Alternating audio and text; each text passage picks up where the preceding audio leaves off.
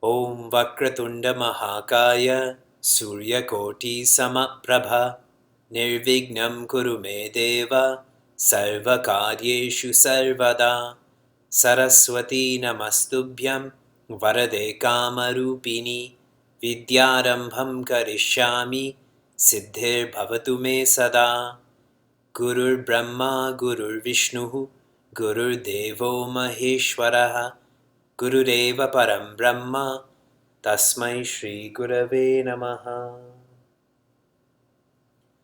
Narayana.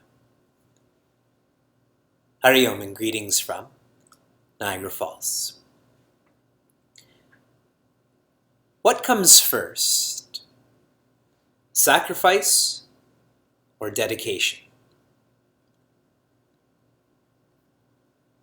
What comes first? How many of you feel that sacrifice comes before dedication? By show of hands. Dedication before sacrifice? How does society present it? Does society say sacrifice comes first or dedication comes first? According to society, how many of you think sacrifice comes first, according to society? Dedication? Okay.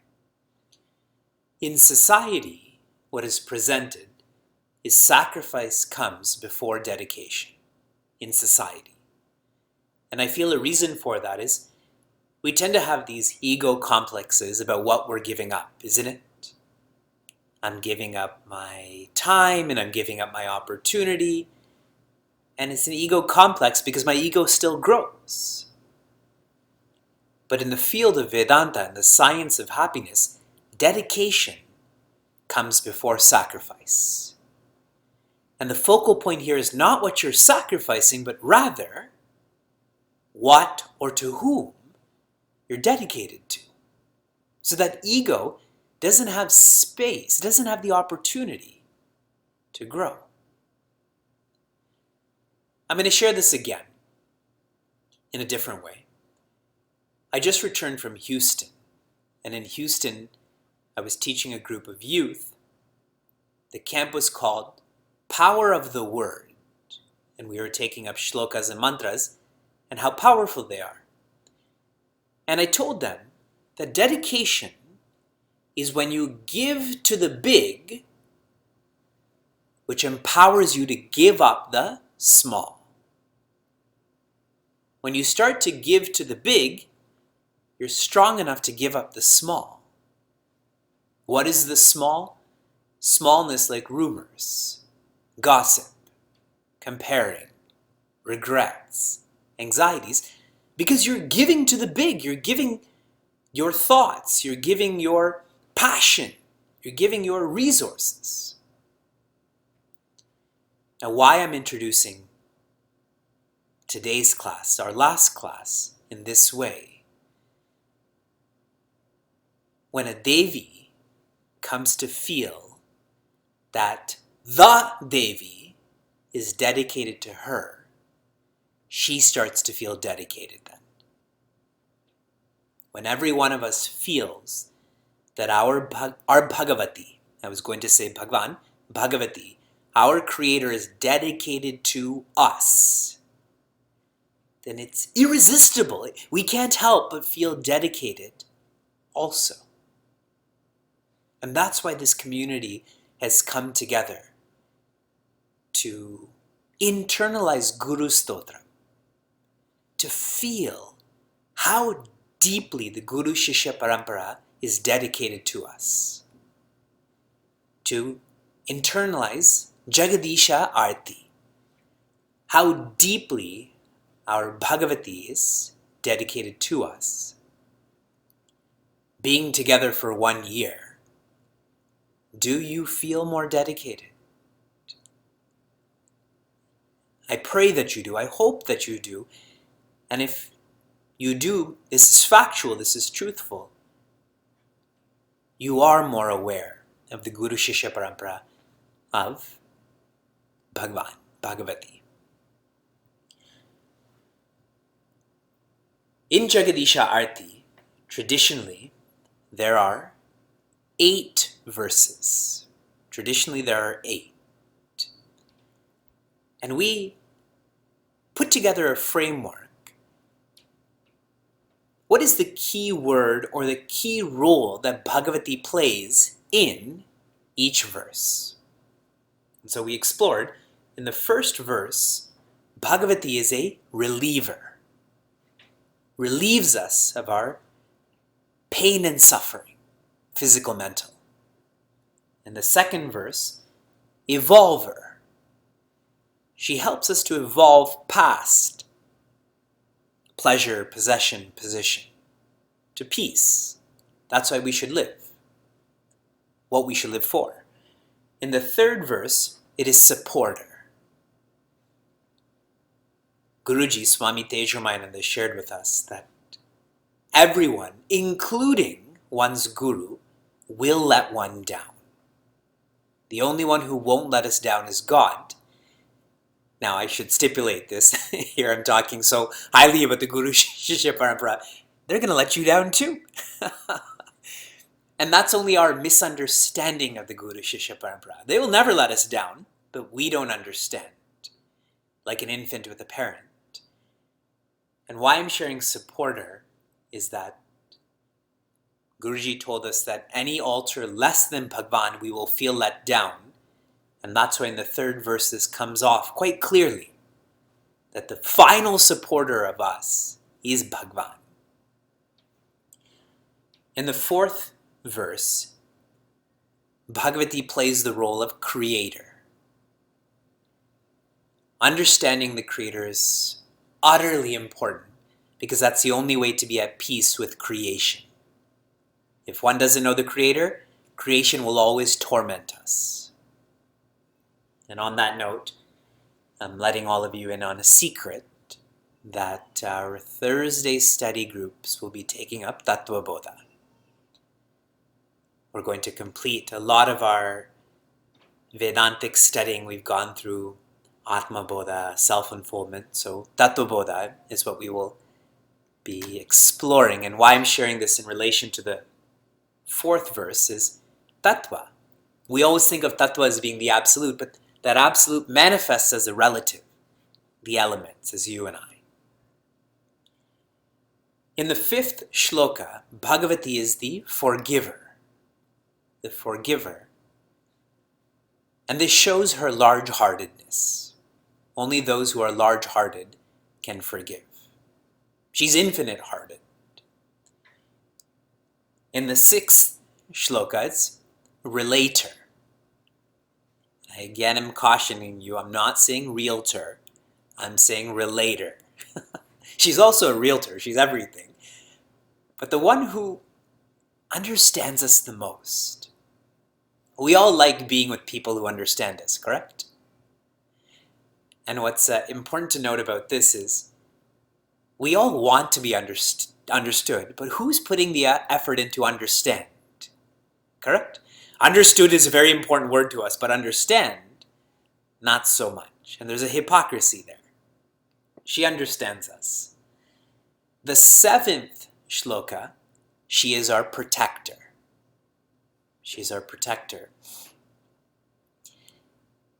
In Atma Bodha, Acharya Shankara talks about the Rakshasas. And we always externalize the Rakshasas, but he says that Rakshasas are likes and dislikes. So where do these Rakshasas live? In us. And the word Rakshasa has a very technical meaning. It's one you need Raksha from. The word Rakshasa is someone you need protection from. So now think, who do we need protection from? Not Mexico, not China, not your family. We need protection from ourselves. And then in the 7th shloka, she is the purifier. Purifier. And how important this is in Vedanta. Chitta Shuddhi leads to Jnana Pramana. Only when the mind, memory, intellect, ego are pure does knowledge become authoritative. She is the purifier. And going into shloka 8 in more detail, because this is what we studied last month, we tend to be careless. Our default is to be careless about our keys, our phones. So what do we do with our keys and phones? We attach tiles to them now, correct? We tend to be careless about names, directions. And this carelessness starts to ferment or deepen where we believe that creation and the creator are separate. So I have a challenging relationship with creation then, my workplace, the weather, and so on. But if we're careful, we start to see the oneness between creation and the creator. This is a consistent message in Vedanta, to be careful, to care fully about your body, about your responsibilities. We also highlighted in this shloka that the best, the most important seva is to encourage viveka, encourage enlightenment. And a means to enlightenment is shraddha. This word is used in the shloka. Shraddha, to hold on to what is important, to hold on to what is real, which also means letting go of that which is not important, letting go of that which is not real. That's seva. Because this seva is, if I can use the word absolute, once you serve in this way, you don't have to serve anyone. Serve that person in any other way, correct? If I help you because you're physically unwell, or I help you because your family affairs are not strong, but that will come again. But if you have a full understanding of that which is absolute and that which is relative, you never need to be helped again. You're independent then. And the word that we had used for... Oh, I already told you, purifier, correct? Purifier, my apologies, I misread my notes. So now the 9th shloka is not in all artis. The books you have, you probably have it, but if you search online for arti, you'll see most of the artis end on verse 8, which we just studied. The book I have, Chinmay Mission tradition, is to have 9 shlokas. So let's read the 9th. Please repeat after me. Tana mana dhana sab tera. Tana mana dhana sab tera. Sab kuch hai tera. Swami sab kuch hai tera. Sab kuch hai tera. Swami sab kuch hai tera. Tera tujhko arpan. Tera tujhko arpan. Kya lage mera. Kya lage mera. Om Jaya Jagadisha Hare. Om Jaya Jagadisha Hare. This is simple, right? Tana, or is show me your tana. Point it out to me. Tana is this. Mana, Sure? Dhana? Okay. So if you take this literally, it does mean body, mind, and wealth. All of this, saba, tera, all of this is yours, and this is repeated, saba kucha. That whatever has not been mentioned, that's yours also. Okay, so this is all the literal meaning. Now let's take up the implied meaning to all of this, okay? So firstly, I want you to go backwards with this. So you go dhana, mana, tana. Dhana, mana, tana. And the way you'll understand why we're going backwards, tell me, what are the three things that we can give to the world? What are the three things, three categories of things we can give to the world? Resources, time, and effort. Dhana is resources. Time is not physical, time is mental. So mana. And tana, when you think of effort, we think of sweating, we think of moving. So here what we're being guided to is that all of our resources, all of our time, all of our effort, all of this is yours. Okay. Now, that's outside. Let's go deeper. Tan, man, dhan. So tana is the body. Yes? Mana is the mind. Then what's dhana? By association, you're going to say intellect, correct? If I've already mentioned the body and mind. But how is the intellect as dhana? The intellect is where the ego manifests or expresses, correct? And the ego's flavor comes from the vasanas. The dhana, the wealth here, is the vasanas. So we're saying the body is yours, the mind is yours, and the intellect, ego, and in brackets, vasanas, that's all yours. Okay? And this is accentuated really 3 times. We say, sab tera, sab kuch hai tera, sab kuch hai tera. To internalize that all outside of me is yours, and me is yours too. All outside, all inside is yours. And to wrap up, tera tujhko arpan. And sometimes, and I like not this version, there's lots of pata bhedas, lots of variations. I prefer tera tere arpan. It sounds softer, right? Tujhko is like tum. Hey tum, what are you up to? But when we say tera tere arpan, there's like an aap feeling. There's a love that's offered. So here we're sharing is all of those resources, time, and effort, all of that body, mind, intellect, this is being offered to you, but whom does it belong to? Really, it belongs to you, correct? So all that's happening is I'm offering to you what already belongs to you. So now let's think of this in a worldly way. This happens more in Bharat, in India. How many of you own property in India? Your parents or grandparents gave it to you. What are you scared of when it comes to your property in Bangalore or Chennai or wherever it is? Starts with an S in English. Squatters, no? If people start to live there and use that, who says you own it? They have the power over you. Here you are sitting in Washington or Phoenix. They're the ones who are actually there. They're in power. Don't we say possessions is 9/10 of the law?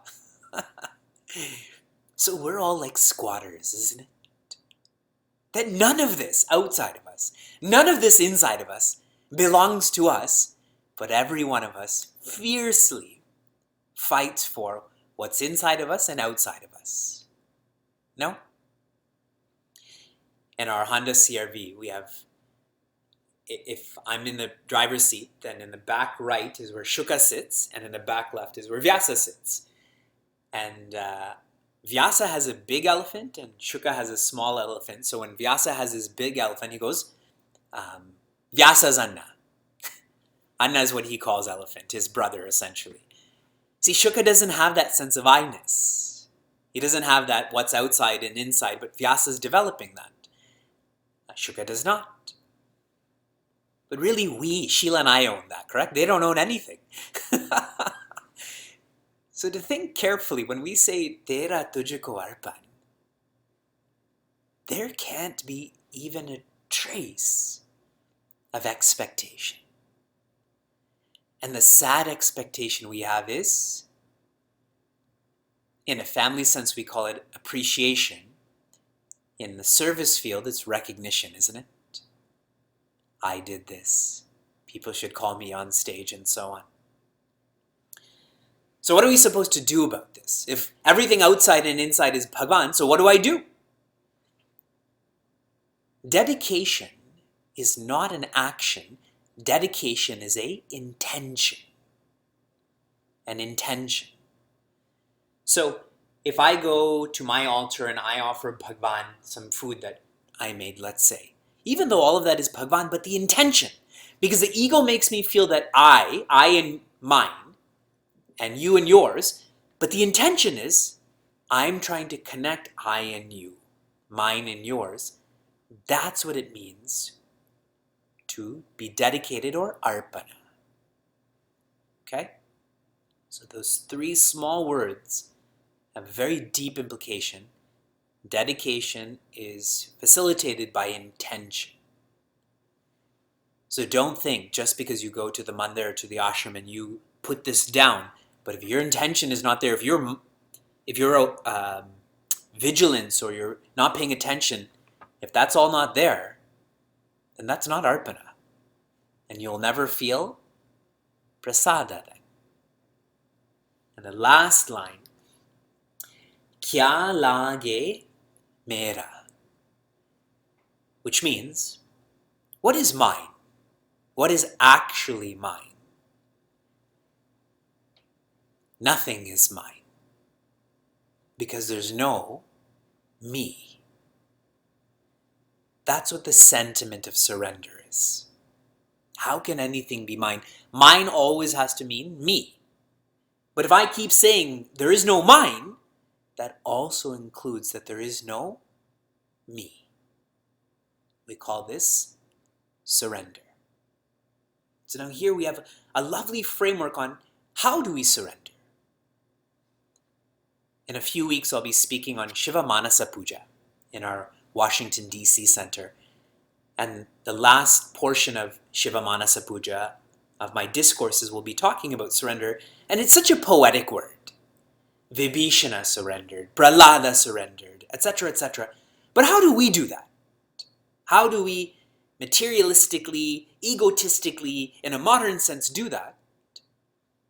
Use the word mine less. You work with mine first, then slowly what will be erased? Me. Just like if you slowly let go of deservership, you will let go of doership. Om Jaya Jagadisha Hare, and that's all that remains, right? No longer is there an I or a you, is there a creation that is, this resources, time, effort, or body, mind, intellect. There's only Jagadishwari. Let us chant this verse, remembering all of the key points, and then we'll chant the first verse also. Together. Tana mana dhana sab tera, sab kuch hai tera, Swami sab kuch hai tera, tera tujhko arpan, tera tujhko arpan, kya laghe mera, Om Jaya Jagadisha Hare, Om Jaya Jagadisha Hare, Swami Jaya Jagadisha Hare, भक्त जनों के संकट, दास जनों के संकट, क्षण में दूर करे, Om Jaya Jagadisha Hare. Om Jaya Jagadisha Hare.